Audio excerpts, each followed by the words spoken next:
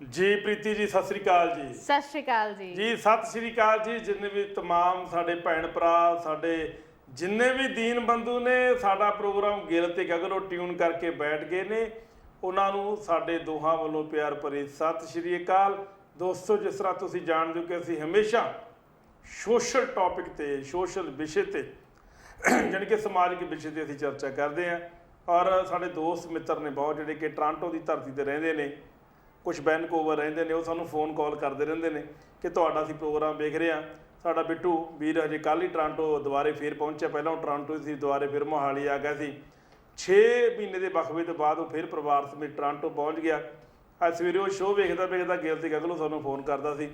सो बहुत बहुत शुक्रिया तुहाडा कि तुसीं सानूं याद करदे हो। उधरों वर्मा जी साडे लई सत्कारयोग ने, उधरों धालीवाल साहब USA तो, जिन्हां दे मैसेज सानूं रैगूलर आउंदे रहिंदे ने, उन्हां दा असीं इस्तकबाल करदे आ। और जिहड़े भैन भरा सानूं याद करदे ने, मिस करदे ने, उन्हां नूं भी असीं जी आਇਆਂ ਨੂੰ आखदे। क्यों प्रीति? ते उन्हां लोकां दा बहुत बहुत थैंक यू जिहड़े सानूं बूस्ट अप करदे आ, क्योंकि जे इन्हां दे मैसेज ना आण सानूं या कॉल्स ना आण सानूं ਤਾਂ ਫਿਰ ਨਾ ਅਜੀਬ ਲੱਗਦਾ। ਫਿਰ ਸਾਨੂੰ ਇਦਾਂ ਲੱਗਦਾ ਵੀ ਸ਼ਾਇਦ ਸਾਡਾ ਕੋਈ ਸ਼ੋਅ ਦੇਖਦਾ ਹੀ ਨਹੀਂ ਪਿਆ ਨਾ। ਜਦੋਂ ਫਿਰ ਮੈਸੇजेस ਜਾਂ ਕਾਲਸ ਆਉਂਦੀਆਂ ਆ, ਫਿਰ ਇੱਕ એનર્ਜੀ ਆ ਜਾਂਦੀ ਹੈ ਵੀ ਹਾਂ ਸਾਨੂੰ ਕੋਈ ਨਾ ਕੋਈ ਦੇਖਦਾ ਪਿਆ ਆ ਔਰ ਪਸੰਦ ਕਰਦਾ ਪਿਆ ਆ। ਬਿਲਕੁਲ ਜੀ। ਅੱਜ ਅਸੀਂ ਇੱਕ ਸੋਸ਼ਲ ਟੌਪਿਕ ਦੀ ਗੱਲ ਕਰਾਂਗੇ। ਸੋਸ਼ਲ ਟੌਪਿਕ ਇਹ ਹੈ ਕਿ ਜ਼ਿੰਦਗੀ 'ਚ ਜਿੰਨਾ ਮਰਜ਼ੀ ਪੈਸਾ ਕਮਾ ਲਈਏ, ਦੌਲਤ ਕਮਾ ਲਈਏ, ਬੇਸ਼ੁਮਾਰ ਸਾਡੇ ਕੋਲ ਚੀਜ਼ ਹੋਵੇ, ਅਸੀਂ ਪਹਿਲਾਂ ਵੀ ਜ਼ਿਕਰ ਕਰਦੇ ਰਹਿੰਦੇ ਹਾਂ ਆਪਣੇ ਪ੍ਰੋਗਰਾਮ ਵਿੱਚ, ਨਿੱਕੇ ਨਿੱਕੇ ਅਸੀਂ ਟਿਪਸ ਦਿੰਦੇ ਰਹਿੰਦੇ ਹਾਂ। ਪਰ ਕਈ ਵਾਰੀ ਕੀ ਹੁੰਦਾ ਕਿ ਹਾਲਾਤ ਇਹੋ ਜਿਹੇ ਹੋ ਜਾਂਦੇ ਨੇ ਕਿ ਤੁਹਾਡੀ ਜ਼ਿੰਦਗੀ ਦੁਸ਼ਵਾਰ ਹੋ ਜਾਂਦੀ ਹੈ, ਤੁਹਾਡੀ ਜ਼ਿੰਦਗੀ ਜਿਹੜੀ ਹੈ ਜਿਉਣ ਦੇ ਕਾਬਿਲ ਨਹੀਂ ਰਹਿੰਦੀ। ਜੀ ਬਿਲਕੁਲ। ਅਸੀਂ ਇੱਕ ਸਾਡੇ ਕੋਲੇ ਮੋਹਾਲੀ ਦਾ ਇੱਕ ਕੇਸ ਸਾਡੇ ਸਾਹਮਣੇ ਆਇਆ। ਇੱਕ ਇੰਜੀਨੀਅਰ ਸੀ, ਉਹ ਹੈ ਅੱਜ ਵੀ ਹੈ, ਲੇਕਿਨ ਅੱਜ ਉਹ ਵਿਚਾਰਾ ਰੇਂਗ ਕੇ ਚੱਲਦਾ ਹੈ ਕਿਉਂਕਿ ਉਹ ਤੁਰ ਫਿਰ ਨਹੀਂ ਸਕਦਾ, ਉਹ ਛੂਛੂ ਪੋਟੀ ਨਹੀਂ ਕਰ ਸਕਦਾ, ਉਹ ਜ਼ਿੰਦਗੀ 'ਚ ਉਹ ਸਾਰੇ ਕੰਮ ਨਹੀਂ ਕਰ ਸਕਦਾ ਜਿਹੜਾ ਕਿ ਆਮ ਨੋਰਮਲ ਇਨਸਾਨ ਕਰਦਾ। ਪਰ ਜਿਹੜੀ ਉਹਦੀ ਪਹਿਲੀ ਜ਼ਿੰਦਗੀ ਸੀ ਉਹਦੇ ਵਿੱਚ ਉਹਨੇ ਬਹੁਤ ਮਿਹਨਤ ਕੀਤੀ ਹੈ, ਬਹੁਤ ਕੁਝ ਕਮਾਇਆ ਤੇ ਬਹੁਤ ਕੁਝ ਗਵਾਇਆ ਵੀ ਹੈ। ਪਰ ਇਹ ਜਿਹੜਾ ਟਾਈਮ ਹੁੰਦਾ ਹੈ, ਐਂਡਲਾ ਟਾਈਮ ਹੁੰਦਾ ਹੈ, ਉਹਦੇ ਵਿੱਚ ਜਦੋਂ ਇੱਦਾਂ ਰਗੜ ਕੇ ਜੀਣਾ ਪਵੇ ਫਿਰ ਬਹੁਤ ਤਕਲੀਫ ਹੁੰਦੀ ਹੈ। ਬਿਲਕੁਲ ਜੀ। ਤੁਸੀਂ ਸਾਡੀ ਸੈਂਟਰ ਦੀ ਵਿੰਡੋ ਦੇ ਵਿੱਚ ਇੱਕ ਵੀਡੀਓ ਚੱਲਣਾ ਸਾਡਾ ਸ਼ੁਰੂ ਹੋ ਚੁੱਕਿਆ ਹੈ। ਤੁਸੀਂ ਵੀਡੀਓ ਵੇਖ ਰਹੇ ਹੋ ਕਿਸ ਤਰੀਕੇ ਦੇ ਹਾਲਾਤਾਂ ਦੇ ਵਿੱਚ ਇਹ ਬਜ਼ੁਰਗ ਇੰਜੀਨੀਅਰ ਅੱਜ ਆਪਣੀ ਜ਼ਿੰਦਗੀ ਤੇ ਮੌਤ ਦੀ ਲੜਾਈ ਲੜ ਰਿਹਾ ਹੈ। ਪਰ ਸਾਡੀਆਂ ਸਰਕਾਰਾਂ ਕੁਝ ਨਹੀਂ ਕਰ ਰਹੀਆਂ। ਸਾਡੀਆਂ ਸਰਕਾਰਾਂ, ਇਹ ਪੋਲੀਟੀਕਲ ਲੀਡਰ, ਮੈਂ ਹੁਣ ਵਾਲੇ ਲੀਡਰਾਂ ਦੀ ਗੱਲ ਨਹੀਂ ਕਰਦਾ, ਆਮ ਆਦਮੀ ਪਾਰਟੀ ਵਾਲੇ ਜਿਹੜੇ ਪਹਿਲਾਂ ਵਾਲੇ ਲੀਡਰ ਸੀ, ਅਕਾਲੀਆਂ ਦੇ, ਕਾਂਗਰਸੀਆਂ ਦੇ ਜਾਂ ਹੋਰ ਖੱਬੇ ਪੱਖੀ BJP ਦੇ, ਉਹਨਾਂ ਨੇ ਬੜੀਆਂ ਗਊਸ਼ਾਲਾ ਬਣਾਈਆਂ। ਗਊਆਂ ਦੀ ਸੰਭਾਲ ਸੰਭਾਲ ਕਰੋ। ਅਸੀਂ ਇਹ ਨਹੀਂ ਕਹਿੰਦੇ ਗਊਆਂ ਦੀ ਸਾਂਭ ਸੰਭਾਲ ਨਾ ਕਰੋ ਜੀ, ਪਰ ਜਿਹੜੇ ਮਨੁੱਖ ਸੜਕਾਂ 'ਤੇ ਰੁਲਦੇ ਫਿਰਦੇ ਨੇ, ਕੀ ਉਹਨਾਂ ਨੂੰ ਸੰਭਾਲਣ ਦੀ ਸਰਕਾਰ ਦੀ ਕੋਈ ਡਿਊਟੀ ਨਹੀਂ? ਲੱਖਾਂ ਲੋਕ ਹੈ ਇਹੋ ਜਿਹੇ ਹੈ ਨਾ, ਇਹਨਾਂ ਤੋਂ ਵੀ ਅਲੱਗ ਹਟ ਕੇ ਬਹੁਤ ਸਾਰੀਆਂ ਕੁੜੀਆਂ, ਈਵਨ ਜਿਹੜੇ ਜਵਾਨ ਵੀ ਹੈ, ਜਿਹੜੇ ਦਿਮਾਗ ਤੋਂ ਵੀ ਘੱਟ ਹੈ, ਬਹੁਤ ਲੋਕ ਹੈ ਜਿਹੜੇ ਸੜਕਾਂ 'ਤੇ ਰੁਲਦੇ ਪਏ ਆ, ਹੈ ਨਾ। ਗਊਸ਼ਾਲਾ ਬਣਾਉਣ ਦੇ ਲਈ ਸਰਕਾਰਾਂ ਕੋਲ ਪੈਸੇ ਹੈਗੇ ਆ, ਪਰ ਜਿਹੜੇ ਇਹ ਇਨਸਾਨ ਹੈ, ਇਨਸਾਨਾਂ ਦੇ ਲਈ ਬਿਲਕੁਲ ਵੀ ਨਹੀਂ ਹੈ। ਉਹ ਅੱਜ ਵੀ ਸੜਕਾਂ 'ਤੇ ਰੁਲਦੇ ਪਏ ਆ ਜਾਂ ਕਿਤੇ ਖੂੰਜਿਆਂ 'ਚ ਪਏ ਹੋਏ ਕੁਰਲਾ ਰਿਹਾ, ਰੋ ਰਿਹਾ ਦਰਦ ਦੇ ਨਾਲ। ਬਿਲਕੁਲ ਜੀ। ਗਊ ਦੇ ਨਾਂ 'ਤੇ ਗਊ ਸੈਂਸ ਜਾਣੀ ਕਿ ਗਊ ਟੈਕਸ ਅਸੀਂ ਲਾਇਆ ਹੋਇਆ, ਅਸੀਂ ਉਹਦੀ ਵਸੂਲੀ ਵੀ ਕਰਦੇ ਹਾਂ। ਕੀ ਅਸੀਂ ਉਹ ਟੈਕਸ ਉਹਨਾਂ ਗਊਆਂ 'ਤੇ ਖਰਚ ਕਰਦੇ ਹਾਂ? ਇਨਸਾਨ ਤਾਂ ਰੁਲ ਹੀ ਰਹੇ ਨੇ, ਇਹ 'ਚ ਕੋਈ ਸ਼ੱਕ ਵਾਲੀ ਗੱਲ ਨਹੀਂ। ਸਰਕਾਰਾਂ ਆਪਣੇ ਹੀ ਕਾਨੂੰਨ ਬਣਾਏ ਹੋਏ ਕਾਨੂੰਨ ਦੀ ਉਲੰਘਣਾ ਕਰ, ਜਦੋਂ ਕਿ ਇੱਕ ਐਕਟ ਹੈ ਕਿ ਜਿਹੜੇ ਮੈਂਟਲੀ ਅਪਸੈਟ ਨੇ, ਜਿਹੜੇ ਕੰਮ ਨਹੀਂ ਕਰ ਸਕਦੇ, ਜਿਹੜੇ ਕਿ ਅਸਹਾਏ ਨੇ, ਜਿਹੜੇ ਡਿਪੈਂਡ ਹੋ ਚੁੱਕੇ ਨੇ, ਉਹਨਾਂ ਦੀ ਸਰਕਾਰ ਕੇਅਰ ਟੇਕਿੰਗ ਕਰੇਗੀ। ਪਰ ਸਰਕਾਰਾਂ ਆਪਣੀ ਜ਼ਿੰਮੇਵਾਰੀ ਤੋਂ ਪੱਲਾ ਝਾੜਦੀਆਂ ਨੇ। ਸਰਕਾਰਾਂ ਆਪਣੇ ਜ਼ਿੰਮੇਵਾਰੀ ਨੂੰ ਦਰਕਿਨਾਰ ਕਰਕੇ ਅਣਗੌਲਿਆਂ ਕਰਦੀਆਂ ਇਸ ਤਰ੍ਹਾਂ ਦੇ ਲੋਕਾਂ ਨੂੰ। ਜਿਸ ਇਨਸਾਨ ਨੇ ਸਾਰੀ ਜ਼ਿੰਦਗੀ ਮਿਹਨਤ ਕੀਤੀ ਹੋਵੇ, ਇੱਕ ਵੱਡਾ ਇੰਜੀਨੀਅਰ ਬਣ ਕੇ ਕੰਮ ਕੀਤਾ ਹੋਵੇ ਔਰ ਬ੍ਰਿਟਿਸ਼ ਗੌਰਮੈਂਟ ਉਹਦਾ ਸਿੱਕਾ ਮੰਨਦੀ ਹੋਵੇ, ਉਹਨੂੰ ਬਾਹਰ ਫੋਰਨ ਦੇ ਵਿੱਚ ਲੈ ਕੇ ਜਾਂਦੀ ਹੋਵੇ ਵੀ ਤੂੰ ਸਾਡੇ ਲਈ ਕੰਮ ਕਰ, ਔਰ ਉਸ ਤੋਂ ਬਾਅਦ ਉਹਦੀ ਇਹ ਹਾਲਤ ਹੋ ਜੇ। ਇਹ ਹਾਲਤ ਕਿਹਨੇ ਕੀਤੀ? ਇਹ ਸਰਕਾਰਾਂ ਨੇ ਕੀਤੀ ਹੈ। ਇਹਦੇ ਵਿੱਚ ਕਿਸੇ ਆਮ ਬੰਦੇ ਦਾ ਹੱਥ ਨਹੀਂ ਸੀ। ਇਹ ਸ਼ਖਸ ਦੀ, ਜੋ ਸ਼ਖਸ ਦਾ ਵੀਡੀਓ ਤੁਸੀਂ ਦੇਖ ਰਹੇ ਹੋ, ਇਹ ਮੋਹਾਲੀ ਦਾ ਵੀਡੀਓ ਹੈ। ਇਹ ਗੁਰਸਿੱਖ ਜਿਹੜਾ ਇੰਜੀਨੀਅਰ ਹੈ, ਸਾਬਕਾ ਇੰਜੀਨੀਅਰ ਕਹਾਂਗੇ, ਯੁਗਾਂਡਾ ਦੇ ਵਿੱਚ ਜਦੋਂ ਗੋਰਿਆਂ ਦਾ ਰਾਜ ਸੀ ਉਦੋਂ ਇਹਨੂੰ ਬਤੌਰ ਇੰਜੀਨੀਅਰ ਯੁਗਾਂਡਾ ਇਹਨੂੰ ਲੈ ਗਏ ਸੀ ਵੀ ਤੂੰ ਸਾਡੇ ਲਈ ਕੰਮ ਕਰ। ਬੇਸ਼ੁਮਾਰ ਦੌਲਤ ਕਮਾਈ, ਬੇਸ਼ੁਮਾਰ ਤੇ ਇਸ ਇਨਸਾਨ ਨੇ ਸ਼ੋਹਰਤ ਕਮਾਈ, ਪਰ ਉੱਥੋਂ ਦਾ ਨਿਰਦੇਈ ਤਾਨਾਸ਼ਾਹ, ਉਹਦਾ ਨਾਮ ਹੈ ਲਿਖਿਆ ਹੋਇਆ ਹੈ, ਈਦੀ ਅਮੀਨ।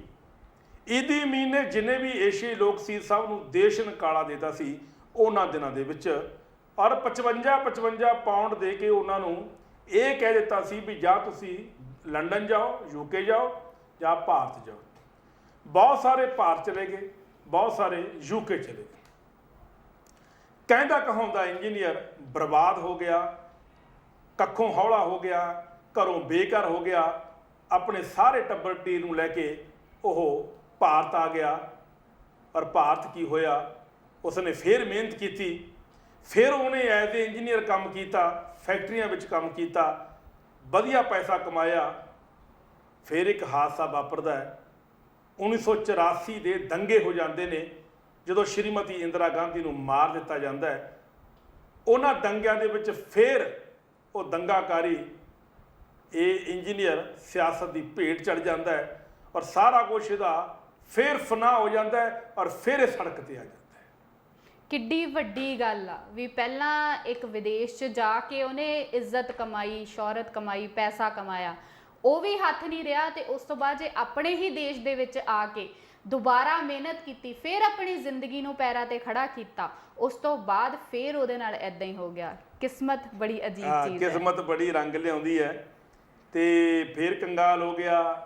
ਫਿਰ ਇੱਕ ਧਾਰਮਿਕ ਪ੍ਰੋਗਰਾਮ ਦੇ ਵਿੱਚ ਇੱਕ ਐਸਾ ਹਾਦਸਾ ਵਾਪਰਿਆ, ਇਹਦੀਆਂ ਲੱਤਾਂ ਟੁੱਟ ਗਈਆਂ, ਹੁਣ ਇਹ ਤੁਰ ਫਿਰ ਵੀ ਨਹੀਂ ਸਕਦਾ, ਚੱਲ ਫਿਰ ਵੀ ਨਹੀਂ ਸਕਦਾ। ਇੱਕ ਸੋਸ਼ਲ ਐਕਟਿਵਿਸਟ ਨੇ ਸਤਨਾਮ ਸਿੰਘ ਦਾ ਆਪਾਂ ਗੱਲਬਾਤ ਕਰਦੇ ਹਾਂ। ਉਹਨਾਂ ਕੋਲੇ ਉਹ ਇਹਨਾਂ ਦੀ ਕੇਅਰ ਟੇਕਿੰਗ ਕਰ ਰਹੇ ਨੇ ਜੀ, ਔਰ ਐਟ ਪ੍ਰੈਜ਼ੈਂਟ ਜਦੋਂ ਅਸੀਂ ਗੱਲ ਕਰ ਰਹੇ ਹਾਂ, ਉਹ ਅੱਜ ਵੀ ਹੁਣ ਵੀ ਹਸਪੀਟਲ ਦੇ ਵਿੱਚ ਇਹਨਾਂ ਨੂੰ ਲੈ ਕੇ ਗਏ ਹੋਏ ਨੇ। ਤੁਸੀਂ ਪ੍ਰੀਤੀ ਗੱਲ ਕਰੋ, ਮੈਂ ਫੋਨ ਬੁਲਾਉਣਾ। ਬਿਲਕੁਲ ਜੀ, ਬਿਲਕੁਲ। ਸੋ ਐਦਾਂ ਦੇ ਜਿਹੜੇ ਲੋਕ ਹੈ ਨਾ, ਜਿਨ੍ਹਾਂ ਨੇ ਇੰਨੀ ਮਿਹਨਤ ਕੀਤੀ ਹੋਵੇ, ਸਰਕਾਰਾਂ ਨੂੰ ਵੀ ਚਾਹੀਦਾ ਆ ਵੀ ਇਹਨਾਂ ਦੀ ਹੈਲਪ ਪੂਰੀ ਕਰਨ। ਸਰਕਾਰਾਂ ਕਿਤੇ ਨਾ ਕਿਤੇ ਇਹਨਾਂ ਨੂੰ ਅਣਗੌਲਿਆ ਕਰ ਦਿੰਦੀ। ਹੁਣ ਇਹ ਕਹਿਣ ਨੂੰ ਭਾਵੇਂ ਇੰਜੀਨੀਅਰ ਹੀ ਸੀਗੇ, ਇਹਨਾਂ ਨੇ ਕਿੰਨੀਆਂ ਦੇਣਾ ਦਿੱਤੀਆਂ ਹੋਣੀਆਂ ਆ, ਚਾਹੇ ਇੰਡੀਆ ਆ, ਚਾਹੇ ਉਹ ਆਪਾਂ ਯੁਗਾਂਡਾ ਸੋਚ ਲਈਏ ਜਾਂ ਕੁਛ ਵੀ ਆ, ਸਾਰੇ ਕਿਤੇ ਇੰਨਾ ਵਧੀਆ ਇਹ ਕੰਮ ਕਰਦੇ ਆ, ਇੰਨੀਆਂ ਇਹਨਾਂ ਦੀਆਂ ਦੇਣਾ ਦਿੱਤੀਆਂ ਹੋਈਆਂ, ਪਰ ਫਿਰ ਵੀ ਜਦੋਂ ਇਹਨਾਂ ਦਾ ਲਾਸਟ ਟਾਈਮ ਆਉਂਦਾ, ਇਹਨਾਂ ਨੂੰ ਕੋਈ ਪਾਣੀ ਤੱਕ ਪੁੱਛਣ ਵਾਲਾ ਨਹੀਂ ਹੁੰਦਾ। ਜਦੋਂ ਇਹਨਾਂ ਦੇ ਬੁਰੇ ਹਾਲਾਤ ਹੁੰਦੇ ਆ ਤਾਂ ਕੋਈ ਪੁੱਛਣ ਵਾਲਾ ਨਹੀਂ ਹੁੰਦਾ। ਜੀ ਬਿਲਕੁਲ ਜੀ। ਸੋ ਜ਼ਿੰਦਗੀ ਦੇ ਵਿੱਚ ਸਾਡੀਆਂ ਜਿਹੜੀਆਂ ਸਰਕਾਰਾਂ ਨੇ ਉਹ ਪਸ਼ੂਆਂ ਵਾਸਤੇ ਤਾਂ ਕੰਮ ਕਰਦੀਆਂ ਨੇ, ਪਰ ਬੰਦਿਆਂ ਵਾਸਤੇ ਕੰਮ ਨਹੀਂ ਕਰ ਸਕਦੀਆਂ। ਸਾਡੀ ਲਾਈਨ ਤੇ ਸਤਨਾਮ ਸਿੰਘ ਜੀ ਦਾਊ, ਜਿਹੜੇ ਕਿ ਸੋਸ਼ਲ ਐਕਟਿਵਿਸਟ ਨੇ ਔਰ ਜਿਹੜੇ ਇਸ ਪਰਿਵਾਰ ਦੀ ਕੇਅਰ ਟੇਕਿੰਗ ਕਰ ਰਹੇ ਨੇ, ਇਸ ਸਮੇਂ ਹਸਪੀਟਲ ਦੇ ਵਿੱਚ ਨੇ, ਉਹਨਾਂ ਦੇ ਨਾਲ ਉਹਨਾਂ ਨਾਲ ਗੱਲਬਾਤ ਕਰਦੇ ਹਾਂ। ਜੀ ਸਤਿ ਸ੍ਰੀ ਅਕਾਲ ਜੀ। ਸਤਿ ਸ੍ਰੀ ਅਕਾਲ ਜੀ। ਅੱਛਾ, ਤੁਸੀਂ ਮੈਨੂੰ ਪਹਿਲਾਂ ਆਪਣੇ ਬਾਰੇ ਦੱਸੋ। ਲੋਕ ਜਾਣਨਾ ਚਾਹੁੰਦੇ ਨੇ, ਪੂਰੇ ਕੈਨੇਡਾ, ਅਮਰੀਕਾ, ਆਸਟ੍ਰੇਲੀਆ, ਨਿਊਜ਼ੀਲੈਂਡ ਦੇ ਲੋਕ, ਕਿ ਤੁਸੀਂ ਕੌਣ ਹੋ? ਮੇਰਾ ਨਾਮ ਸਤਨਾਮ ਸਿੰਘ ਹੈ ਜੀ। ਦਾਊ ਪਿੰਡ ਹੈ ਮੇਰਾ, ਇਸ ਕਰਕੇ ਮੇਰਾ ਨਾਮ ਸਤਨਾਮ ਦਾਊ ਹੈ ਜੀ। ਮੈਂ ਸਿਰਫ ਪਾਰਟ ਟਾਈਮ ਸਮਾਜ ਸੇਵਾ ਕਰਦਾ, ਵੀ ਜਿੱਦਾਂ ਲੋਕ ਗੁਰਦੁਆਰੇ ਮੰਦਿਰ ਜਾਂਦੇ ਆ ਤੇ ਮੈਂ ਸਮਾਜ ਭਲਾਈ ਦੇ ਕੰਮ ਕਰਨ ਦੀ ਕੋਸ਼ਿਸ਼ ਕਰਦਾ ਜੀ। ਤੇ ਕਈ ਵੱਡੇ ਸਕੈਮ ਅਸੀਂ ਨੰਗੇ ਕੀਤੇ ਆ। 1 ਲੱਖ ਕਰੋੜ ਦਾ ਗਰੀਬਾਂ ਦੇ ਮਕਾਨਾਂ ਦਾ ਸਕੈਮ ਆ, ਜਾਂ ਬਾਹਰ ਭੇਜਣ ਨਾਲ ਜਿਹੜੇ ਏਜੰਟ ਠੱਗੀਆਂ ਮਾਰਦੇ, ਜੇ 2-3 ਹਜ਼ਾਰ ਪਰਚੇ ਦਰਜ ਕਰਾ ਕੇ ਹਜ਼ਾਰਾਂ ਲੋਕਾਂ ਦੀ ਹੈਲਪ ਕਰਦਾ। ਜਾਂ ਹੁਣ ਕੈਨੇਡਾ ਆਉਣ ਲਈ ਜਿਹੜੇ ਫਿੰਗਰਪ੍ਰਿੰਟ ਲਏ ਜਾਂਦੇ ਬਾਇਓਮੈਟ੍ਰਿਕ, ਉਹ ਕਰੋਨਾ ਕਾਲ 'ਚ 50-50 ਹਜ਼ਾਰ ਲੈ ਕੇ ਕਰਵਾਏ ਜਾਂਦੇ ਸੀ। ਉਹ ਜਸਟਿਸ ਟਰੂਡੋ ਦੇ ਆਫਿਸ 'ਚ ਤਾਲਮੇਲ ਕਰਕੇ ਉਹ ਬੰਦ ਕਰਾਇਆ। ਇਸ ਤਰ੍ਹਾਂ ਦੇ ਅਸੀਂ ਪੰਗੇ ਲੱਦ ਰਹੇ ਨੇ ਜੀ। ਜਿੱਦਾਂ ਹੁਣ ਜ਼ਮੀਨਾਂ ਦੇ ਘਪਲੇ ਕੀਤੇ ਆ ਮੰਤਰੀਆਂ ਨੇ, ਇਹਨਾਂ ਇਲੈਕਸ਼ਨਾਂ 'ਚ ਬੜਾ ਅਸੀਂ ਹਾਈਲਾਈਟ ਕੀਤਾ। ਪਿੰਡਾਂ ਦੀਆਂ ਜ਼ਮੀਨਾਂ, ਜਿਹੜੀ ਪੰਚਾਇਤਾਂ, ਏਦਾਂ ਦੇ ਅਸੀਂ ਕੰਮ ਕਰਦੇ ਰਹਿੰਦੇ ਆ ਜੀ। ਅੱਛਾ, ਜਿਹੜਾ ਅਸੀਂ ਅੱਜ ਆਪਣੇ ਸ਼ੋਅ ਦੇ ਵਿੱਚ ਅਸੀਂ ਇੱਕ ਫਿਲਮ ਤੁਹਾਡਾ ਭੇਜਿਆ ਹੋਇਆ, ਇੱਕ ਵੀਡੀਓ ਚਲਾਇਆ ਹੋਇਆ ਹੈ, ਇਹ ਜਿਹੜਾ ਇਹ ਸ਼ਖਸ ਹੈ ਜਿਹੜਾ ਤੁਰ ਫਿਰ ਨਹੀਂ ਸਕਦਾ, ਬੇਸਿਕਲੀ ਹੈ ਕੌਣ? ਇਹਨਾਂ 2-3 ਦਿਨ ਪਹਿਲੇ ਮੇਰੇ ਸੰਪਰਕ 'ਚ ਆਇਆ। ਇਹਨਾਂ ਦੀ ਜਿਹੜੀ ਮਦਰ ਹੈ ਇਸ ਵੀਡੀਓ ਦੇ ਵਿੱਚ, ਉਹ 82 ਸਾਲ ਦੇ ਆ ਮਦਰ ਇਹਨਾਂ ਦੇ। ਤੇ ਮੇਰੇ ਕੋਲ ਜਾਣਕਾਰੀ ਇਹੀ ਮਿਲੀ ਸੀ ਕਿ ਬੈੱਡ ਤੇ ਐ ਤੇ ਟੱਟੀ ਪਿਸ਼ਾਬ ਵੀ ਕਰ ਨਹੀਂ ਸਕਦੇ, ਰੋਟੀ ਪਾਣੀ ਖਾ ਨਹੀਂ ਸਕਦੇ, ਪੈਸਾ ਵੀ ਇਹਨਾਂ ਕੋਲ ਹੈ ਨਹੀਂ, ਮਕਾਨ ਵੀ ਇਹਨਾਂ ਕੋਲ ਹੈ ਨਹੀਂ। ਇਹ ਪਤਾ ਲੱਗਿਆ ਸੀ ਮੈਨੂੰ। ਫਿਰ ਮੈਂ ਘਰੇ ਗਿਆ, ਤੇ ਜਦੋਂ ਘਰੇ ਗਿਆ ਤਾਂ ਬਸ ਸਮਝ ਆਈ ਜੀ ਕਿ ਇਹ ਬਹੁਤ ਵੱਡੇ ਰਈਸ ਲੋਕ ਸੀਗੇ, ਸਿੰਘ ਪਰਿਵਾਰ ਸੀ ਇਹ। ਤੇ ਮਹਾਰਾਸ਼ਟਰ ਦੇ ਵਿੱਚ ਤੇ ਕਰਨਾਟਕਾ 'ਚ ਇਹਨਾਂ ਨੇ ਬਹੁਤ ਵੱਡੇ ਵੱਡੇ ਸ਼ੂਗਰ ਮਿਲਾਂ ਚਲਾਉਣ 'ਚ ਕੰਮ ਕੀਤਾ ਤੇ ਬਹੁਤ ਪੈਸਾ ਕਮਾਇਆ। ਅੱਛਾ ਜੀ। ਤੇ ਇਹਨਾਂ ਦਾ ਬੌਸ ਸੀਗਾ ਕੋਈ ਜਰਮਨ ਦਾ ਬੰਦਾ, ਫਿਰ ਉਹ ਇੰਡੀਆ ਤੋਂ ਫਿਰ ਲੈ ਗਿਆ ਇਹਨੂੰ ਅਫਰੀਕਨ ਕੰਟਰੀ ਦੇ ਵਿੱਚ। ਅੱਛਾ ਜੀ। ਉੱਥੇ ਅਫਰੀਕਾ ਦੇ ਵਿੱਚ ਇਹਨੇ ਬਹੁਤ ਸਾਰੀ ਖੰਡ ਮਿੱਲਾਂ ਚਲਾ ਕੇ ਬਹੁਤ ਪੈਸਾ ਕਮਾਇਆ ਤੇ ਯੁਗਾਂਡਾ ਦੇ ਵਿੱਚ ਸੈਟਲ ਹੋ ਗਏ। 1972 ਦੇ ਵਿੱਚ ਯੁਗਾਂਡਾ 'ਚ ਜਿਹੜਾ ਈਦੀ ਨਾਮ ਦਾ ਸੀ, ਈਦੀ ਅਮੀਨ ਮੇਰੇ ਖਿਆਲ ਨਾਮ ਸੀ। ਈਦੀ ਅਮੀਨ। ਹਾਂ ਉਹਨੇ ਫਿਰ ਸਾਰੇ ਏਸ਼ੀਅਨ ਲੋਕਾਂ ਨੂੰ ਉਹਨੇ ਸਮਝਿਆ ਕਿ ਉਹਨੇ ਲੱਗਦਾ ਸੀ ਕਿ ਏਸ਼ੀਅਨ ਲੋਕ ਜਿਹੜੀ ਤਰੱਕੀ 'ਚ ਰੁਕਾਵਟ ਹੈ, ਇਹਨਾਂ ਸਾਰੇ ਏਸ਼ੀਅਨ ਲੋਕਾਂ ਨੂੰ ਛੱਡ ਕੇ ਜਾਣਾ ਪਏਗਾ ਯੁਗਾਂਡਾ। ਉਹਨੇ ਇੱਕਦਮ ਆਰਡਰ ਕਰਤਾ ਕਿ ਸਾਰੇ ਲੋਕ ਛੱਡ ਕੇ ਜਾਓ ਯੁਗਾਂਡਾ, ਤੇ 55 ਪਾਉਂਡ ਤੋਂ ਵੱਧ ਦੀ ਪ੍ਰਾਪਰਟੀ ਲਿਜਾਣ ਦੀ ਪਰਮਿਸ਼ਨ ਨਹੀਂ ਦਿੱਤੀ। ਇਸ ਕਰਕੇ ਜੋ ਇਹਨੇ ਕਮਾਇਆ ਸੀ ਸਾਰਾ ਉੱਥੇ ਰਹਿ ਗਿਆ। ਓਕੇ। ਤੇ ਇਹ ਫਿਰ ਸਾਰਾ ਪਰਿਵਾਰ ਫਿਰ ਇੰਡੀਆ ਆ ਗਿਆ ਵਾਪਸ। ਉਦੋਂ ਤਾਂ ਬਹੁਤ ਸਾਰੇ ਲੋਕ ਇੰਗਲੈਂਡ ਚਲੇ ਗਏ ਸੀ, ਪਰ ਇਹ ਪਰਿਵਾਰ ਇੰਡੀਆ ਵਾਪਸ ਆ ਕੇ ਫਿਰ ਮਹਾਰਾਸ਼ਟਰ ਕਰਨਾਟਕਾ 'ਚ ਸ਼ੂਗਰ ਮਿਲ ਦਾ ਫਿਰ ਕੰਮ ਕਰਨ ਲੱਗ ਪਏ। ਤੇ ਉਸ ਤੋਂ ਬਾਅਦ ਫਿਰ ਜਿਹੜਾ ਇੰਦਰਾ ਦੇ ਕਤਲ ਤੋਂ ਬਾਅਦ ਜੋ ਹਾਲਾਤ ਵਾਪਰੇ ਆ ਸਿੱਖਾਂ ਨਾਲ ਪੰਜਾਬੀਆਂ ਨਾਲ, ਉਹਦੇ ਇਹ ਵੀ ਸ਼ਿਕਾਰ ਹੋ ਕੇ ਸਾਰਾ ਬਿਜ਼ਨਸ ਦਾ ਫਿਰ ਤਬਾਹ ਹੋ ਗਿਆ। ਤੇ ਫਿਰ ਇਹ ਜਾਨ ਬਚਾਉਣ ਲਈ ਪੰਜਾਬ ਆ ਗਏ ਮੋਹਾਲੀ 'ਚ। ਅੱਛਾ ਜੀ। ਤੇ 4 ਮੈਂਬਰ ਹੈ ਘਰ ਦੇ ਵਿੱਚ, ਇੱਕ ਇਹਨਾਂ ਦੀ ਬੇਟੀ ਸੀ, ਇੱਕ ਇਹ ਖੁਦ ਹੈ, ਇੱਕ ਇਹਦੀ ਮਾਂ ਹੈ ਤੇ ਇੱਕ ਇਹਦੇ ਫਾਦਰ ਸੀਗੇ। ਫਾਦਰ ਤਾਂ ਰਹਿ ਕੇ ਕਰਨਾਟਕਾ 'ਚ, ਉੱਥੇ ਕੰਮ ਧੰਦਾ ਕਰਦੇ ਰਹੇ। ਬੱਚਿਆਂ ਨੂੰ ਤੇ ਆਪਣੀ ਵਾਈਫ ਨੂੰ ਉਹਨੇ ਮੋਹਾਲੀ ਛੱਡਤਾ।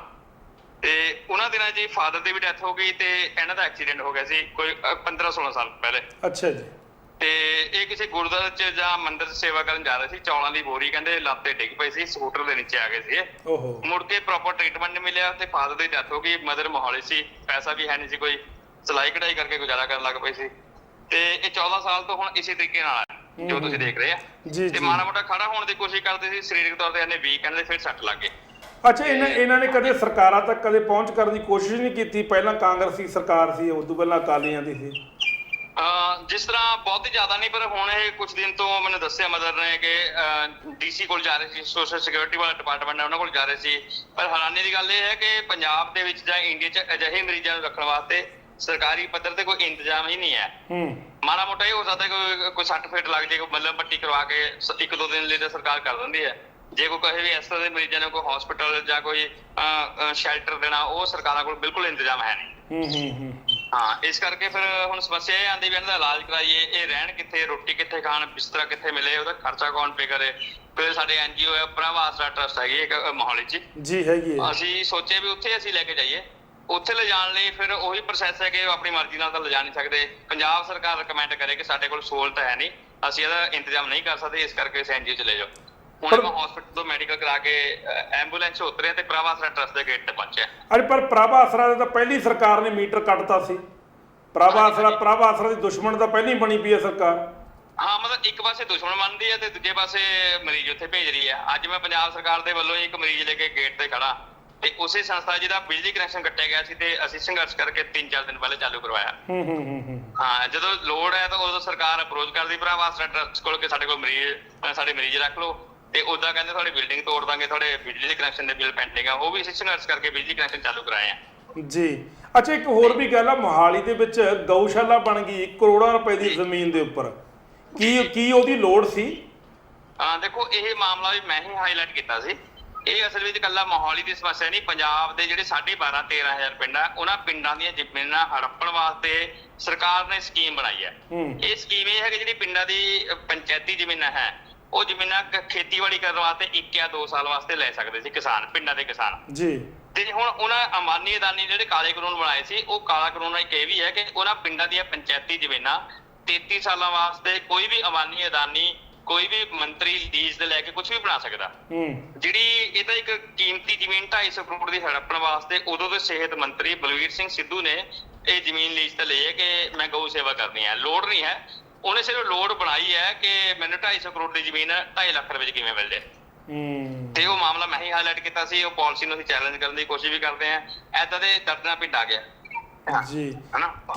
ਕੀ ਉੱਥੇ ਇਸ ਤਰ੍ਹਾਂ ਦੇ ਬੰਦੇ ਰੱਖਣ ਦੇ ਸਾਧਨ ਵੀ ਬਣ ਸਕਦੇ ਸੀ, ਕਮਰੇ ਵੀ ਬਣ ਸਕਦੇ ਸੀ ਬਜ਼ੁਰਗਾਂ ਦੇ ਰਹਿਣ ਵਾਸਤੇ? ਹਾਂ, ਨਹੀਂ ਬਣ ਸਕਦੇ। ਅਸਲ ਵਿੱਚ ਨੀਤ ਸਾਫ਼ ਨਹੀਂ ਨਾ ਉਹਨਾਂ ਦਾ ਜ਼ਮੀਨਾਂ ਤਾਂ ਬਣੀਆਂ, ਉਹਨਾਂ ਨੂੰ ਜ਼ਮੀਨਾਂ ਚਾਹੀਦੀਆਂ, ਨਾ ਕਿ ਗਊ ਸੇਵਾ ਕਰਨੀ ਜਾਂ ਮਰੀਜ਼ਾਂ ਦੀ ਸੇਵਾ ਕਰਨੀ ਹੈ। ਤੁਸੀਂ ਇਸ ਜੋੜੇ ਨੂੰ ਲੈ ਕੇ ਤੁਸੀਂ ਹੁਣ ਪ੍ਰਭ ਆਸਰਾ ਪਹੁੰਚ ਗਏ? ਹਾਂਜੀ, ਮੈਂ ਪ੍ਰਭ ਆਸਰਾ ਦੇ ਗੇਟ ਤੇ ਪਹੁੰਚ ਗਿਆ ਤੇ ਉਹਦੀ ਟੀਮ ਆ ਰਹੀ ਹੈ ਤੇ ਮਰੀਜ਼ ਨੂੰ ਐਂਬੂਲੈਂਸ 'ਚ ਉਤਾਰਨ ਲੱਗੇ ਸੀ। ਚਲੋ ਦਊ ਜੀ, ਪ੍ਰਮਾਤਮਾ ਸੁੱਖ ਰੱਖੇ। ਤੁਸੀਂ ਬਹੁਤ ਵਧੀਆ ਕਾਜ਼ ਕੀਤਾ ਹੈ। ਹਾਂ, ਧੰਨਵਾਦ ਜੀ, ਮਿਹਰਬਾਨੀ ਜੀ। ਸ਼ੁਕਰੀਆ ਜੀ, ਸ਼ੁਕਰੀਆ। ਜੀ ਪ੍ਰੀਤੀ, ਪਤਾ ਕੀ ਗੱਲ ਹੈ, ਦੇਖੋ ਹੈਨਾ, ਉਹੀ ਗੱਲ ਆ ਗਈ ਕਿ ਪ੍ਰਭ ਆਸਰਾ ਬਾਰੇ ਅਸੀਂ ਦੱਸ ਦਈਏ, ਪ੍ਰੀਤੀ ਨੂੰ ਵੀ ਪਤਾ ਹੈ। ਪ੍ਰਭ ਆਸਰਾ ਕੁਰਾਲੀ ਦੇ ਵਿੱਚ ਤੇ ਸਿਸ ਦੇ ਆਪਣਾ ਲਾਂਡਰਾਂ ਵਾਲੇ ਪਾਸੇ ਖਰੜ ਰੋਡ ਤੇ ਇੱਥੇ ਦੋ ਆਸ਼ਰਮ ਨੇ ਇਹਨਾਂ ਦੇ।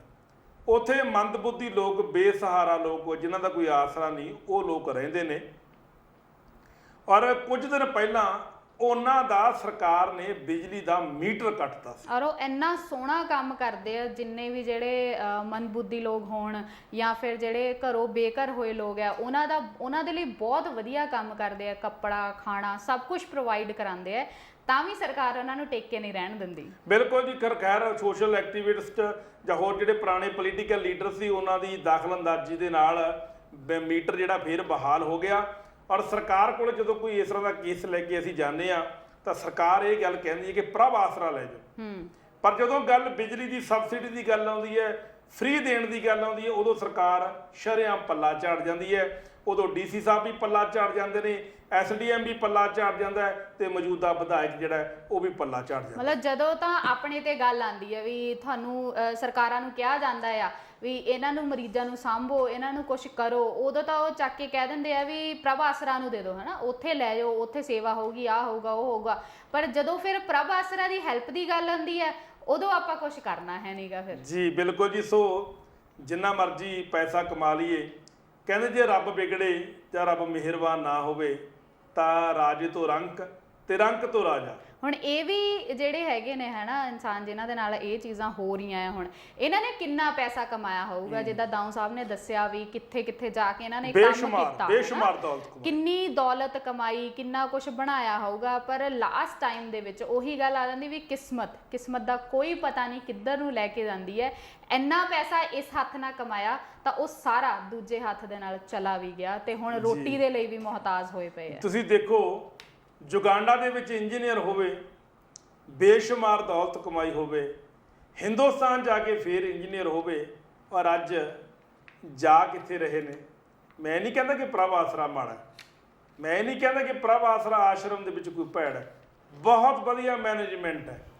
ਉਹ ਜਿਨ੍ਹਾਂ ਨੂੰ ਪਤੰਦਰੋਂ ਕੋਈ ਸਾਂਭਦਾ ਨਹੀਂ ਨਾ, ਉਹਨਾਂ ਨੂੰ ਪ੍ਰਭ ਆਸਰਾ ਸਾਂਭਦਾ।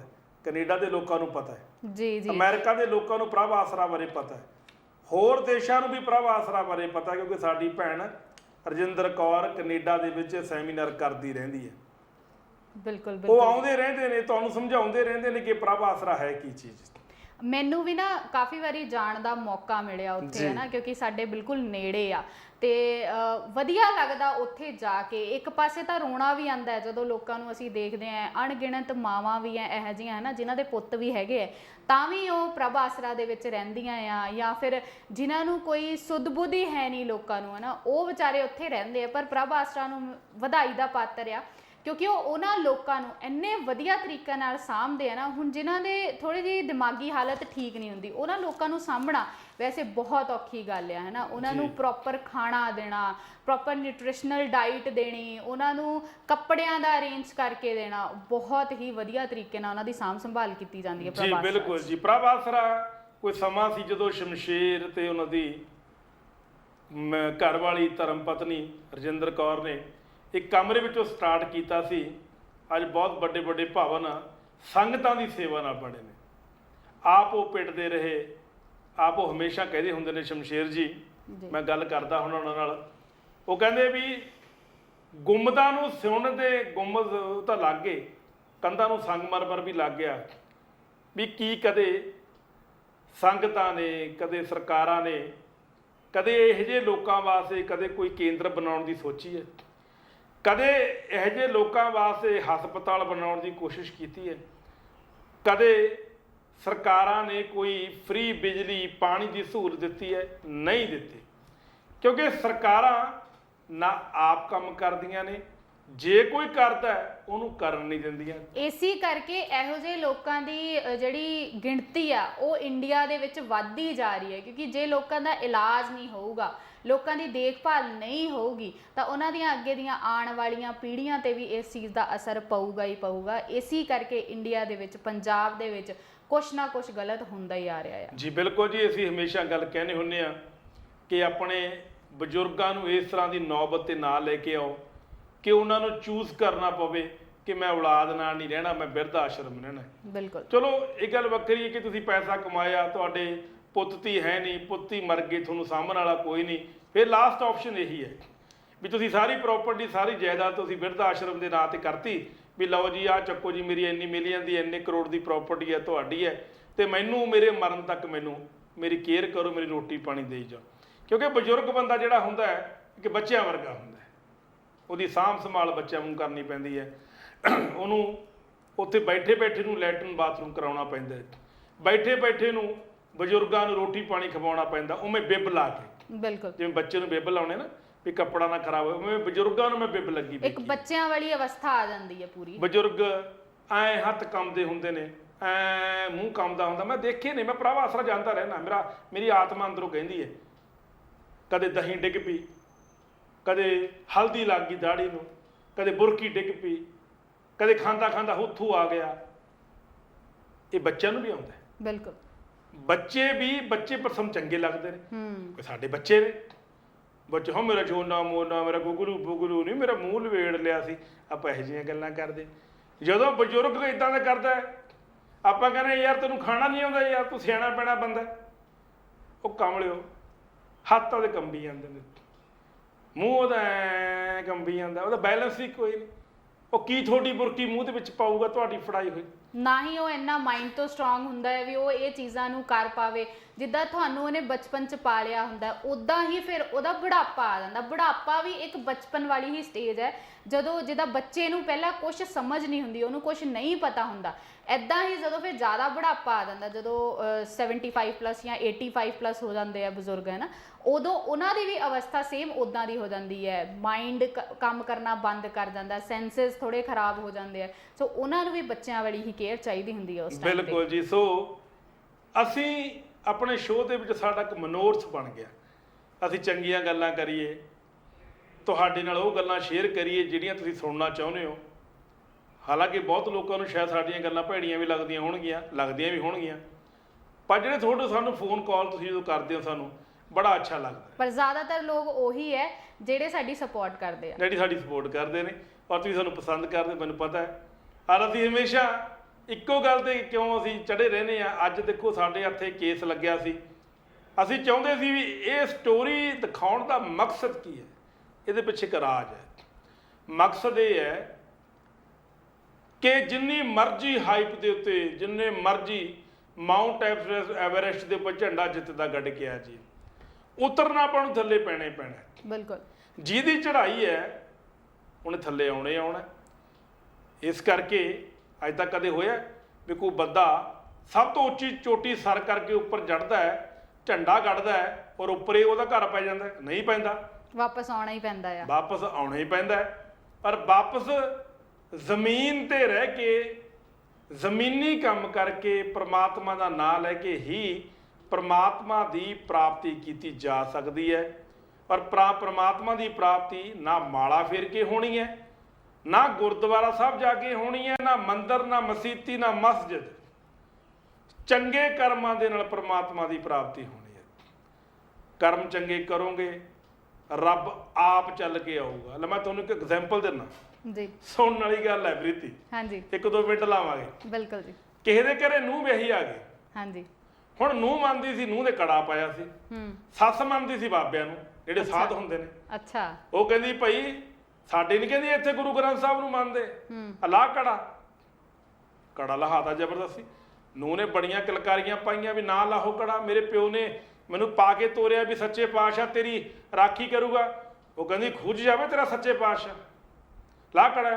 ਅਸੀਂ ਤਾਂ ਬਾਬਿਆਂ ਨੂੰ ਮੰਨਦੇ, ਟਿੱਲੇ ਵਾਲੇ ਬਾਬੇ ਨੂੰ ਮੰਨਦੇ ਆ, ਉੱਥੇ ਜਾਇਆ ਕਰਾਂਗੇ ਆਪਾਂ। ਕੜਾ ਲਾਤਾ, ਕੁੜੀ ਰੋਂਦੀ ਰਹੀ, ਨੂੰਹ ਕਰਲਾਉਂਦੀ ਰਹੀ। ਹੁਣ ਨੂੰਹ ਗੁਰਦੁਆਰਾ ਸਾਹਿਬ ਵੀ ਜਾਂਦੀ ਰਹੀ ਜੀ। ਸੱਸ ਉਹਦੀ ਬੇਇੱਜ਼ਤੀ ਕਰਦੀ ਸੀ ਵੀ ਤੂੰ ਗੁਰਦੁਆਰਾ ਸਾਹਿਬ ਨਹੀਂ ਜਾਣਾ। ਉਹਨੇ ਆਪਦੇ ਮੁੰਡੇ ਨੂੰ ਵੀ ਕਹਿਤਾ ਵੀ ਜੇ ਇਹ ਗੁਰਦੁਆਰੇ ਗਈ ਤਾਂ ਆਪਦੇ ਪੇਕੇ ਚੱਲ ਜੇ, ਸਹੁਰੇ ਘਰ ਨਾ ਬਣੇ। ਹੁਣ ਉਹਨੇ ਵੀ ਗੱਲ ਕਹਿਤੀ ਵੀ ਜੋ ਮਾਂ ਕਹਿੰਦੀ ਹੈ ਉਹੀ ਹੋ, ਤੂੰ ਅੱਜ ਤੋਂ ਬਾਅਦ ਗੁਰਦੁਆਰਾ ਸਾਹਿਬ ਨਾ ਜਾਏ। ਉਹਦੇ ਬੈਨ ਕਰਤਾ, ਉਹ ਬੜੀ ਪਰੇਸ਼ਾਨ। ਚਲੋ ਉਹਨੇ ਸ਼੍ਰੀ ਗੁਰੂ ਗੋਬਿੰਦ ਸਿੰਘ ਜੀ ਦੀ ਫੋਟੋ ਅੱਗੇ ਅਰਦਾਸ ਕੀਤੀ ਕਿ ਹੇ ਕਲੰਗੀਆਂ ਵਾਲਿਆ, ਮੈਂ ਤੇਰੇ ਦਰ ਤੇ ਨਹੀਂ ਆ ਸਕਦੀ, ਮੈਂ ਤੇਰੀ ਭਗਤੀ ਇੱਥੇ ਹੀ ਕਰੂੰ ਕਿਉਂਕਿ ਮੈਂ ਘਰ ਬਸਾਉਣਾ ਹੈ। ਜੇ ਮੈਂ ਤੇਰੇ ਕੋਲੇ ਆਉਂਗੀ ਮੇਰਾ ਘਰ ਉੱਜੜ ਜਾਣਾ, ਇਹਨਾਂ ਨੇ ਮੈਨੂੰ ਘਰੋਂ ਕੱਢ ਦੇਣਾ। ਪਰ ਮੇਰਾ ਪਿਓ ਇਸ ਜੋਗਾ ਹੈ ਨਹੀਂ ਕਿ ਮੈਨੂੰ ਬਹਾ ਕੇ ਰੋਟੀ ਖਵਾ ਦੇ, ਕਿਉਂਕਿ ਮੇਰੀਆਂ 2 ਭੈਣਾਂ ਹੋਰ ਕੁਆਰੀਆਂ ਬੈਠੀਆਂ, ਔਰ ਜੇ ਮੈਂ ਘਰ ਚਲੀ ਗਈ ਤਾਂ ਉਹਨਾਂ ਦਾ ਵਿਆਹ ਨਹੀਂ ਹੋਣਾ। ਉਹ ਘਰੇ ਭਗਤੀ ਕਰਨ ਲੱਗ ਗਈ। ਹੁਣ ਸੱਸ ਇੱਕ ਮਿਹਣਾ ਮਾਰਦੀ ਹੈ, ਗੱਲ ਸੁਣਨ ਵਾਲੀ ਹੈ ਪ੍ਰੀਤੀ। ਹਾਂਜੀ, ਕਲਾਈਮੈਕਸ ਇੱਥੇ ਆ ਗਿਆ ਹੁਣ। ਜੀ ਜੀ। ਕਹਿੰਦੀ ਦੇਖ ਕਿਵੇਂ, ਕਹਿੰਦੀ ਮਾਲਾ ਫੇਰੀ ਜਾਂਦੀ ਹੈ, ਕਿਵੇਂ ਭਗਤੀ ਕਰੀ ਜਾਂਦੀ ਹੈ, ਕਿਵੇਂ ਵਾਹਿਗੁਰੂ ਵਾਹਿਗੁਰੂ ਕਰੀ ਜਾਂਦੀ ਹੈ। ਕਹਿੰਦੀ ਐਂ ਕਰ ਫਿਰ, ਜੇ ਤੇਰੇ ਵਾਹਿਗੁਰੂ 'ਚ ਇੰਨੀ ਸ਼ਕਤੀ ਹੈ ਨਾ ਤਾਂ ਤੇਰਾ ਵਾਹਿਗੁਰੂ ਚੱਲ ਕੇ ਤੇਰੇ ਕੋਲੇ ਆਵੇ ਇੱਥੇ। ਅੱਛਾ, ਤੈਨੂੰ ਮੈਂ 4 ਦਿਨ ਦਿੱਤੇ। ਹਾਂ, 4 ਦਿਨ ਤੂੰ ਕਰ ਭਗਤੀ। ਜੇ ਤੇਰਾ ਵਾਹਿਗੁਰੂ ਇੱਥੇ ਆ ਗਿਆ ਚੱਲ ਕੇ ਤਾਂ ਮੈਂ ਤੇਰੇ ਬਾਬੇ ਨੂੰ ਮੰਨੂਗੀ, ਨਹੀਂ ਤੂੰ ਆਪਣਾ ਗੁਰੂ ਗ੍ਰੰਥ ਸਾਹਿਬ ਛੱਡ ਕੇ ਟਿੱਲੇ ਵਾਲੇ ਸਾਧ ਨੂੰ ਮੰਨੇਗੀ। ਹਾਂ, ਸ਼ਰਤ ਬੜੀ ਪੁੱਠੀ ਰੱਖਤੀ। ਹੁਣ ਭਗਤੀ ਕਰਨ ਵਾਲਾ ਵੀ ਵਿਚਾਰਾ ਅਣਭੋਲ ਸੀ, ਹਨਾ। ਉਹਨੂੰ ਹੁਣ ਕੀ ਪਤਾ, ਉਹਨੂੰ ਐ ਸੀ ਵੀ ਯਾਰ ਪ੍ਰਮਾਤਮਾ ਕਿਵੇਂ ਆ ਜੂ, ਕਿਵੇਂ ਮੈਂ ਪ੍ਰਮਾਤਮਾ ਆ ਸਕਦਾ। ਹਾਂਜੀ, ਉਹ ਤਾਂ ਮਹਿਸੂਸ ਕੀਤਾ ਜਾ ਸਕਦਾ। ਬਿਲਕੁਲ। ਹੁਣ ਉਹ ਕੁੜੀ ਨੇ ਭਗਤੀ ਕਰਨੀ ਸ਼ੁਰੂ ਕਰਤੀ। ਪ੍ਰਮਾਤਮਾ ਅਪਰੰਪਾਰ ਆ ਪ੍ਰੀਤੀ, ਕਿ ਤੈਨੂੰ ਵੀ ਪਤਾ ਹੈ। ਬਿਲਕੁਲ ਠੀਕ ਹੈ, ਤੈਨੂੰ ਉਹਨੇ ਕਿੱਥੋਂ ਦੀ ਕਿੱਥੇ ਲੈ ਗਿਆ, ਹਨਾ। ਬਿਲਕੁਲ, ਸਾਰੇ ਪਾਸੇ ਘੁਮਾ ਲਿਆ ਤੈਨੂੰ ਉਹ ਇੰਨਾ ਮਿੰਟਾਂ ਸਕਿੰਟਾਂ ਦੇ ਵਿੱਚ, ਹਨਾ। ਬਿਲਕੁਲ ਜੀ। ਪਰਮਾਤਮਾ ਅਪਰੰਪਾਰ ਹੈ ਤੇ ਕੁਦਰਤੀ ਪਿੰਡ ਦੀ ਉਹ ਗੁਰਦੁਆਰਾ ਸਾਹਿਬ ਦੀ ਇਮਾਰਤ ਸੀ। ਉਹ ਕਮਰਾ ਗੁਰੂ ਘਰ ਦਾ ਥੋੜਾ ਜਿਹਾ ਕਮਜ਼ੋਰ ਸੀ, ਜਿੱਥੇ ਗੁਰੂ ਗ੍ਰੰਥ ਸਾਹਿਬ ਦੀ ਬੀੜ ਰੱਖੀ ਹੋਈ ਸੀ। ਅੱਛਾ ਜੀ। ਹੁਣ ਪਾਣੀ ਮੀਂਹ ਇੰਨਾ ਜ਼ਿਆਦਾ ਪੈਣ ਲੱਗ ਗਿਆ, ਉਹ ਭਗਤੀ ਕਰ ਰਹੀ ਸੀ ਜੀ। ਪਰਮਾਤਮਾ ਹਿੱਲ ਗਿਆ। ਵੀ ਤਾਂ ਸ਼ਰਤ ਰੱਖਤੀ ਉਸ ਬੁੜੀ ਨੇ, ਬਿਲਕੁਲ, ਵੀ ਮੈਂ ਦੱਸ ਕਿਵੇਂ ਕਰਾਂ। ਹੁਣ ਕਹਿੰਦਾ ਠੀਕ ਹੈ ਜੀ, ਬੈਰਾਗ ਦੀ ਗੱਲ ਹੈ। ਇੰਨਾ ਮੀਂਹ ਪੈਣ ਲੱਗ ਗਿਆ, ਇੰਨਾ ਝੱਖੜ ਚੱਲ ਪਿਆ। ਉਹ ਬਾਬਾ ਜੀ ਇੱਕ ਦੂਜੇ ਨੂੰ ਕਰਨ ਲੱਗ ਗਏ, ਕਹਿੰਦੇ ਜੀ ਮੀਂਹ ਤਾਂ ਬਹੁਤ ਜ਼ਿਆਦਾ ਹੈ, ਛੱਤਾਂ ਚੋਣ ਲੱਗ ਜਾਣਗੀਆਂ, ਗੁਰੂ ਗ੍ਰੰਥ ਸਾਹਿਬ ਦੀ ਬੇਅਦਬੀ ਹੋ ਜੂ। ਵੀ ਪਹਿਲਾਂ ਆਪਾਂ ਐਂ ਕਰੀਏ ਵੀ ਗੁਰੂ ਗ੍ਰੰਥ ਸਾਹਿਬ ਦੀ ਬੀੜ ਨੂੰ ਆਪਾਂ ਕਿਤੇ ਚੰਗੀ ਥਾਂ ਤੇ ਪਹੁੰਚਾਈਏ, ਸੇਫ ਜਗ੍ਹਾ ਤੇ ਪਹੁੰਚਾਈਏ। ਤੇ ਇੱਕ ਸਿੰਘ ਬੋਲਦਾ ਹੈ, ਕਹਿੰਦੇ ਸੇਫ ਥਾਂ ਹੁਣ ਕਿੱਥੇ ਛੱਡ ਕੇ ਆਈਏ।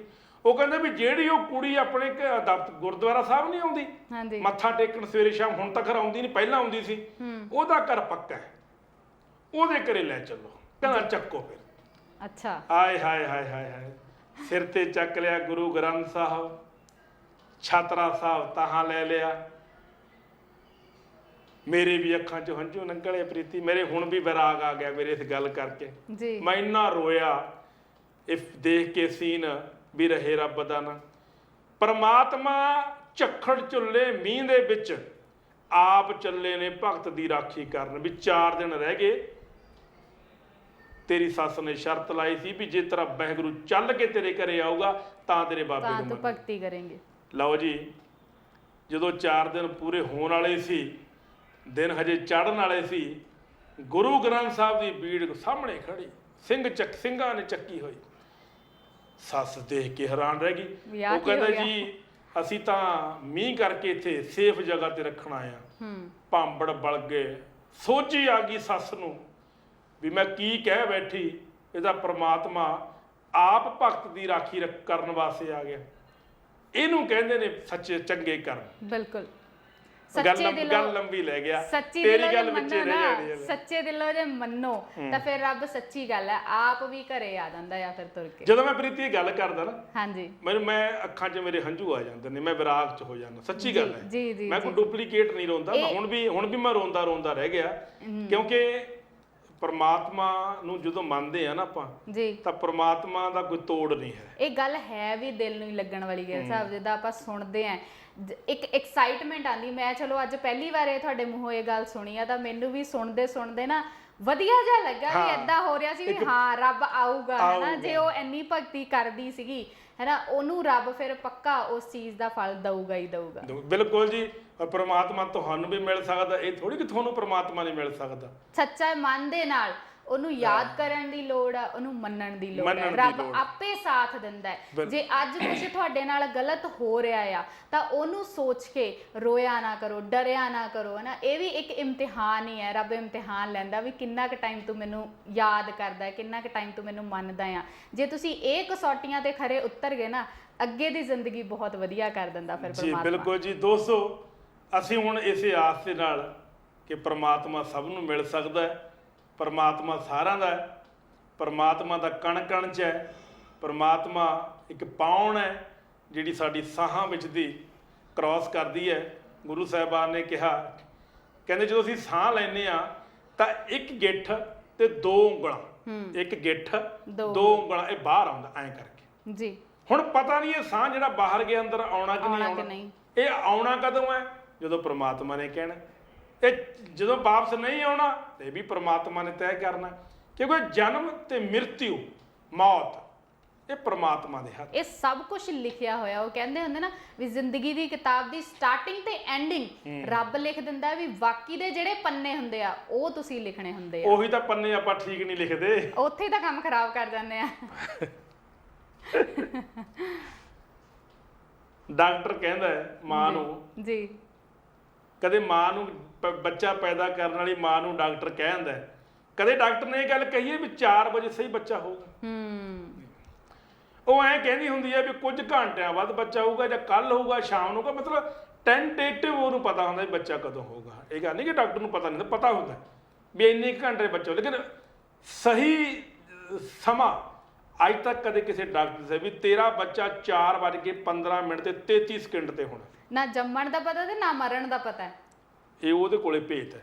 ਜੇ ਉਹਦੀ ਭੇਤ ਦੀ ਕੁੰਜੀ ਆਪਾਂ ਖੋਲ ਲਈ ਫਿਰ ਤਾਂ ਰੱਬ ਬਣ ਗਏ, ਫਿਰ ਤਾਂ ਪਰਮਾਤਮਾ ਹੀ ਆਪਾਂ ਬਣ ਗਏ। ਪਰਮਾਤਮਾ ਨੇ ਇਹ ਦੋ ਚੀਜ਼ਾਂ ਦਾ ਭੇਦ ਨਹੀਂ ਦਿੱਤਾ, ਜਨਮ ਦਾ, ਇੱਕ ਮੌਤ ਦਾ। ਬਿਲਕੁਲ ਹੱਥਾਂ ਵਿੱਚ ਲਿਖਿਆ ਹੋਇਆ ਤੇਰੀ ਉਮਰ ਕਿੰਨੀ ਲੰਬੀ ਹੈ। ਪੰਡਤ ਕਹਿੰਦੇ ਨੇ ਵੀ ਤੇਰੀ ਤਾਂ ਬੜੀ ਲੰਬੀ ਉਮਰ, ਉਹ ਦੂਜੇ ਦਿਨ ਮਰ ਜਾਂਦੇ ਨੇ। ਆਹੋ, ਤੇਰੇ ਤਾਂ 2 ਵਿਆਹ ਨੇ, ਉਹਦਾ ਇੱਕ ਵੀ ਵਿਆਹ ਨਹੀਂ ਹੁੰਦਾ, ਉਹ ਛੜਾ ਮਰਦਾ। ਬਿਲਕੁਲ ਬਿਲਕੁਲ। ਇਹ ਰਾਹੂ ਕੇਤੂ ਦਾ ਜੋੜ ਤੋੜ, ਇਹ ਗੱਲਾਂ ਕੁਛ ਨਹੀਂ ਹੈਗੀਆਂ। ਅਗੇ ਮਹਾਮਾਰੀ ਦੇ ਵਿੱਚ ਔਰਤ ਜੇ ਮਹਾਮਾਰੀ ਉਹ ਹੈਗੀ ਹੈ, ਉਹ ਜੇ ਕਿਸੇ ਬੂਟੇ ਨੂੰ ਹੱਥ ਲਾ ਲੇ ਬੂਟਾ ਮੱਚ ਜਾਂਦਾ, ਇਹ ਵੀ ਗਲਤ ਮਿੱਥ ਹੈ। ਜੇ ਉਹ ਕੋਈ ਹੋਰ ਚੀਜ਼ ਨੂੰ ਕੁਛ ਸ਼ਗਨ ਵਿਹਾਰ ਕਰ ਲੇ ਤਾਂ ਉਹ ਸ਼ਗਨ ਵਿਹਾਰ ਨਹੀਂ ਹੁੰਦਾ, ਇਹ ਵੀ ਮਿੱਥ ਹੈ। ਇੱਦਾਂ ਦੀ ਕੋਈ ਗੱਲ ਨਹੀਂ ਹੈ, ਇੱਕ ਨੇਚਰਲ ਪ੍ਰਕਿਰਿਆ ਜਿਹੜੀ ਹਰ ਔਰਤ ਨੂੰ ਹੋਣੀ ਹੈ। ਸੋ ਕਹਿਣ ਦਾ ਮਤਲਬ ਹੈ ਸਾਡੇ ਬਣਾਏ ਹੋਏ ਟੋਟਕੇ ਨੇ, ਇਹਨਾਂ ਟੋਟਕਿਆਂ 'ਚ ਅਡੰਬਰਾਂ 'ਚ ਫਸਣ ਦੀ ਲੋੜ ਨਹੀਂ।